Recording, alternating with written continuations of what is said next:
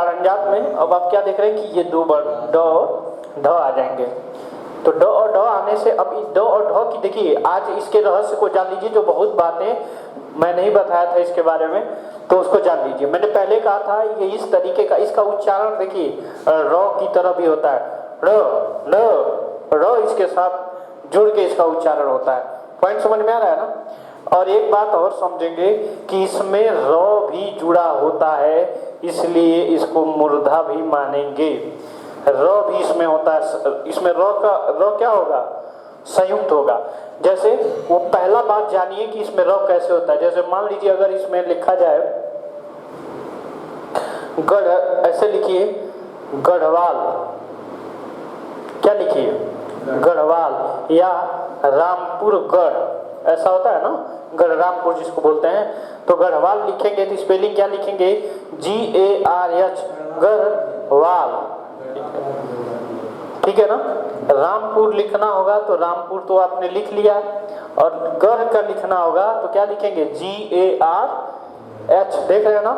इसमें आर का भी उच्चारण क्या हुआ है, छिपा हुआ है। ये बहुत रहस्यमयी बात बता रहे हैं जहां तक किताबों की नजर पहुंच नहीं पाई है।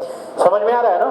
तो ये सबसे इंपॉर्टेंट मैं कड़ी बता रहा हूं। अब ये मत समझिएगा कि ये देखिए, ये अगर ढ हो जाता, ये ढ जो ट वर्ग का है अगर ये हो जाता तो इसकी स्पेलिंग क्या हो जाती, DH होती। समझ में आ रहा है ना। लेकिन इसका जो होगा क्या होगा, DH, जो इसका होता इसका होता क्या, RH। समझ में आ रहा है। ये दिमाग में रखिएगा, ये पहला रहस्य था इसके बारे में। अगर इसके अन्य रहस्यों की मैं बात करूं, एक अन्य रहस्य की बात मैं बोलूं तो ये कभी भी ये शब्द के प्रारंभ में नहीं आएंगे, शब्द के प्रारंभ में कभी नहीं आएंगे, शब्द की शुरुआत इनसे नहीं होगी, शब्द के प्रारंभ में कभी नहीं आएंगे, यानी शब्द की कभी नहीं आएंगे। ढोलक, वो ढोलक जो बोल रहे हो ना, तो ढोलक ये वाला होता है, ढोलक होता है, शब्द की शुरुआत नहीं होगी, वो ये ढोलक नहीं होगा, ये ढोलक नहीं होता है, ठीक है ना, ये ढोलक होता है।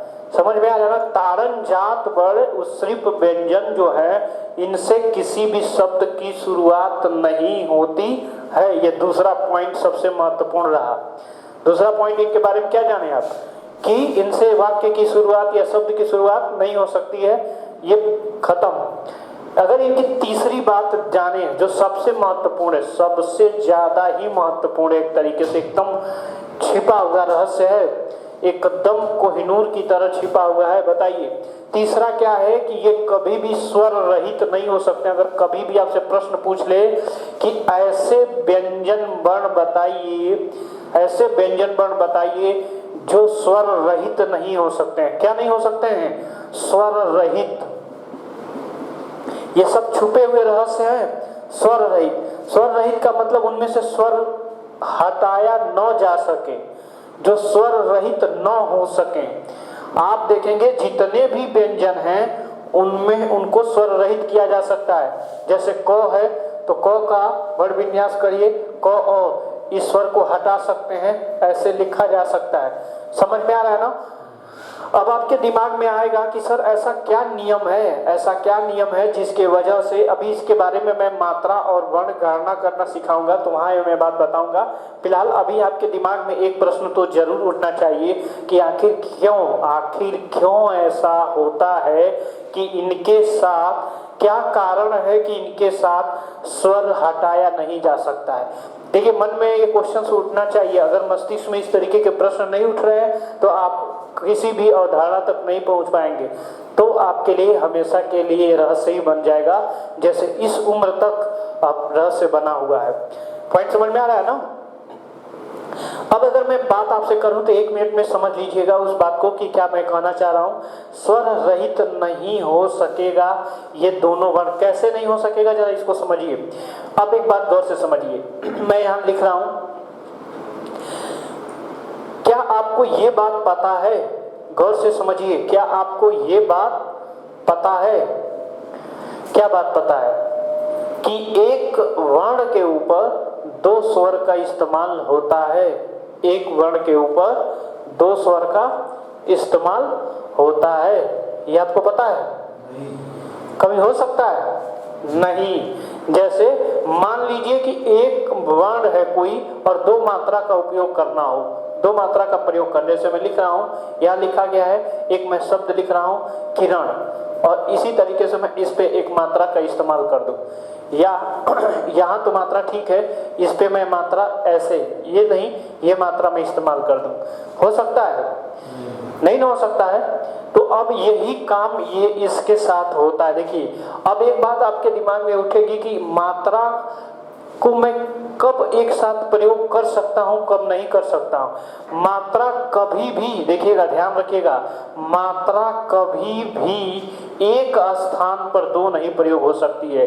एक स्थान पर दो मात्राएं, एक स्थान पर दो मात्राएं कभी भी नहीं आ सकती हैं, दो मात्राएं कभी नहीं प्रयोग होती हैं। देखिएगा ये शब्द शुद्धि वर्तनी शुद्धि का एक नियम भी मैं बता दिया आपको कि मात्राएं कभी भी क्या हो सकती हैं, दो मात्राएं एक जगह पे, स्थान की बात मैं बोल रहा हूं, स्थान की जगह की मैं बात बोल रहा हूं, ये स्थान की बात मैं बोल रहा हूं। जैसे अगर मैंने यहाँ लिखा था, देखिए ये मैंने लिखा था क, और क पे मैंने लगाया था लघु ई, अब इसके ऊपर ये मात्रा इस क के ऊपर लगा है, तो इसी के ऊपर ये इसके स्थान की बात हो गई। जैसे अगर मैं लिखता हूं यहां, अगर मैं यहां कोई भी शब्द मान लीजिए लिखता हूं, जैसे गड्ढा, एक शब्द मैंने क्या लिखा, गड्ढा, अब यहां मैं इस पे ऊ की मात्रा लगा सकता हूं, लगा सकता हूं कि नहीं?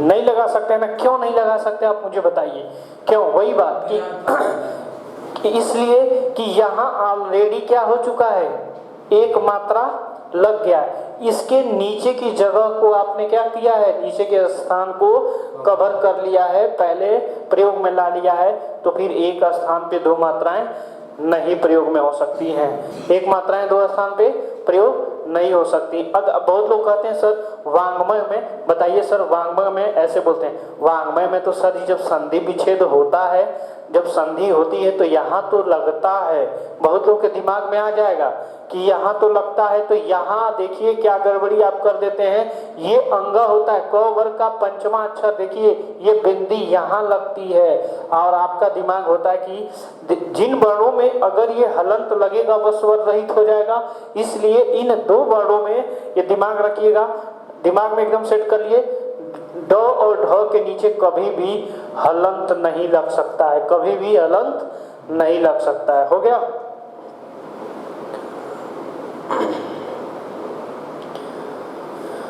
हो गया जी?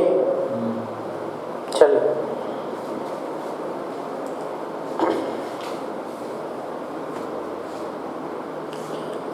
हो गया? तुमको नींद आ रहा है क्या? बहुत ज्यादा नींद आ रहा है? नहीं आ रहा तो लिखो, मिटा रहा है। देखिए इससे रिलेटेड मैंने बहुत इंपॉर्टेंट रहस्य आपको बताया, ये बहुत इंपॉर्टेंट चीजें हैं जो आपको किताबों में नहीं मिलेगी, बहुत ढूंढेंगे, रेयर केस में कहीं मिलने की संभावना बन पाएगी, अदरवाइज आसानी से उपलब्ध नहीं हो पाएगा। इसलिए अब आगे देखेंगे। अब आपको एक सबसे, जो मैंने इतनी बातें किया, एक जो प्रश्न आपके दिमाग में हमेशा लेके चलता है, वह प्रश्न यह है कि वर्णों की संख्या को लेके। मैं शुरुआत में कहा था कि वर्ण की संख्या मैं आपको नहीं बता रहा हूं, वर्णों की संख्या मैंने कहा था कि मैं नहीं बताऊंगा। क्यों? क्योंकि मैंने कहा था कि इस पे मैं 1 से 2 मिनट आराम से बात करना चाहता हूं, कब जवाब आप देंगे कि वर्ण की संख्या कितनी है, कब जवाब आप देंगे कि वर्ण की संख्या कितनी है। बहुत बार 33 कोई जवाब देता है, कोई 36 देता है, कोई 42, कोई 52, कोई 46, कोई 48, ऐसे ऐसे जवाब देते हैं। अभी वर्ण पे क्या क्या क्वेश्चन बन सकता है आप उसको लिख लीजिए। पहले लिखिएगा कि वर्णों की संख्या में स्वर कितने होते हैं, वर्णों की संख्या में स्वर कितने होते हैं? 11 होते तो वैसे कितने हैं? 13 जो हम बचपन से पढ़ते आ रहे थे, अयोगवा जो अंग और अह था उसको भी गिनते आ रहे थे, लेकिन हम अब स्वरों की संख्या कितना जान रहे हैं? 11। और व्यंजन कितने होते हैं? बोलिए व्यंजन कितने होते हैं? अभी हमने पढ़ा था व्यंजन होंगे कितने? 33। और इनमें से जो 3 व्यंजन होते थे जो संयुक्ता अक्षर होते थे, संयुक्त होते थे या मिश्रित होते थे, कौन कौन? छ, त्र और ज्ञ।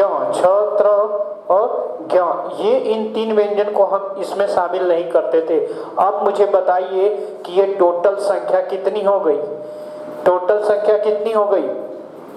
बोलिए, टोटल संख्या कितना हो गया? 33 11 को जोड़ने पे कितना हो गया? 44। तो जब आपसे पूछेगा मूल वर्णों की संख्या, मूल वर्ण या साधारण वर्ण की संख्या पूछेगा, साधारण वर्ण की संख्या पूछेगा तो कितना जवाब देना होगा? 44 देना होगा। ठीक है ना। इसके बाद क्या होता है? अयोग वा। क्या होगा? अयोग वा। अंग और अह, अंग और अह संख्या में कितने हो गए? 2। ये भी जोड़ के रखिएगा। उसके बाद से हो गया संयुक्ता अक्षर। कौन कौन हो गया? संयुक्ता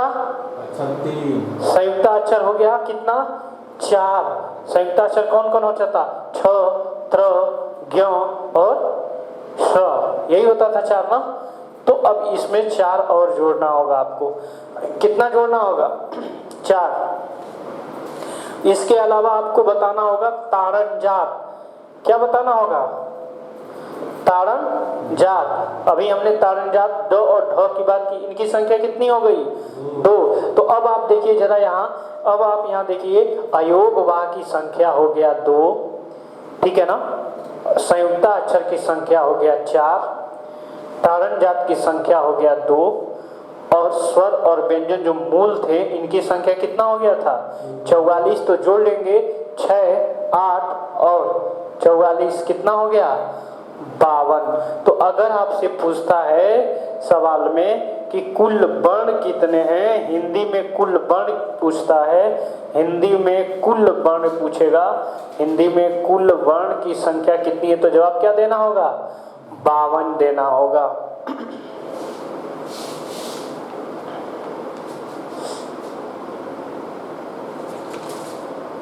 हो गया? हिंदी में कुल वर्णों की संख्या कितना हो गया? 52 हो गया। कि ये संख्या कितनी हो गई है? 52। इसके अलावा और आप देख लेंगे विदेशी वर्ण। क्या देख लेंगे? विदेशी वर्ण। तो एनसीईआरटी ने इसके बारे में जानकारी दिया है क्या कि विदेशी वर्ण होते हैं कितने? 4। तो इसमें विदेशी वर्ण कौन कौन से हैं? 4। उसको जरा लिखिए तो, जल्दी लिखिए तो। देखिए ख, ज, फ और आ। देखिए ख, ज नुक्ता वाला, ठीक है ना, और वो डॉक्टर वाला, सॉरी ये अर्धचंद्र बिंदु रहेगा। ख, ज, फ, आ। तो एनसीईआरटी में सीधे दिया इनकी संख्या कितनी? 4। ख, ज, फ, आ। आपसे ये भी पूछता है कि विदेशी स्वरों की संख्या कितनी होती है? विदेशी स्वर संख्या होगा।